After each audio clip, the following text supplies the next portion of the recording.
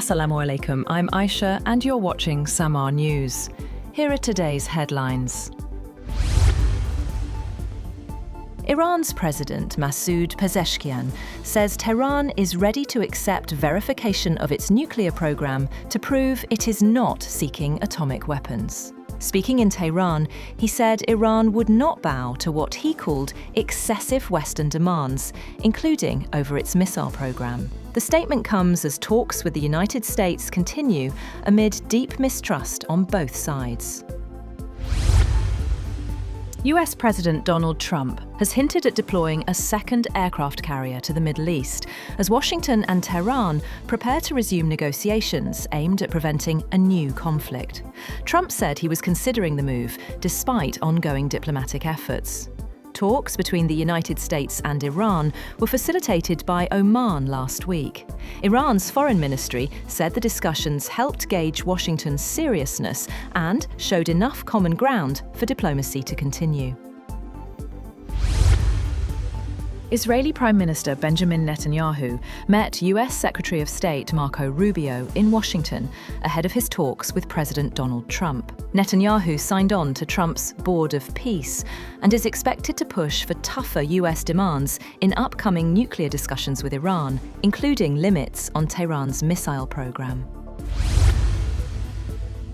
Also, France says it will increase humanitarian visas for Iranians seeking asylum following Tehran's recent crackdown.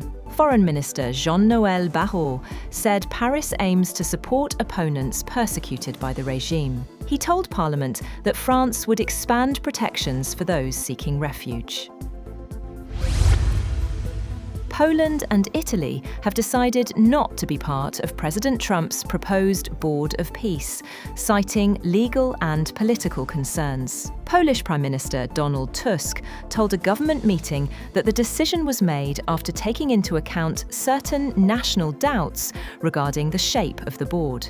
Giving his reason for not joining, Italian Foreign Minister Antonio Tajani said there was an insurmountable constitutional barrier on Italy's side. However, both governments say they remain open to cooperation if the framework changes.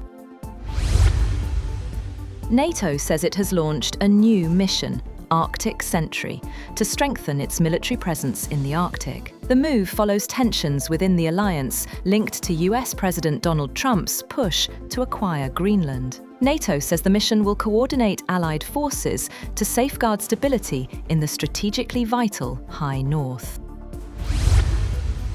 The Kremlin says Russia will seek clarification from the United States over new US restrictions on Venezuela's oil business, amid complaints the measures exclude Russian involvement.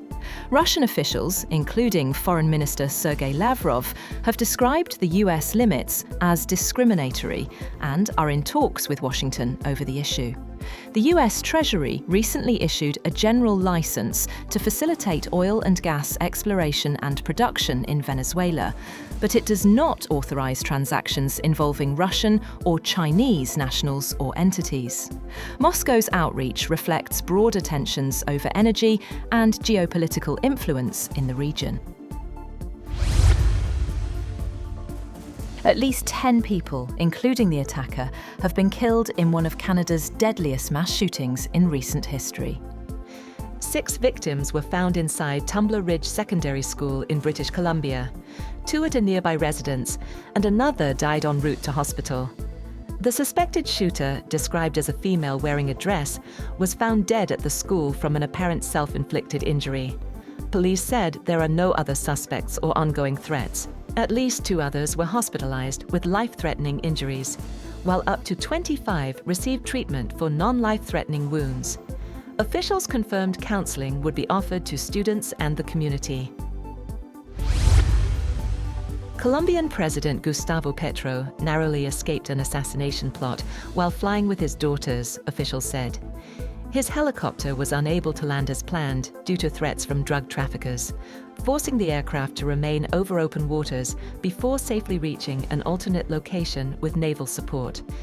Petro, who has faced repeated threats since taking office in August 2022, remains on permanent alert amid rising violence ahead of presidential elections. The assassination attempt coincided with the kidnapping of Senator Ada Quilquo in Coca. She and her bodyguards were safely released. That's all for now. For more updates, visit www.samar.tv. Thank you for watching Samar News.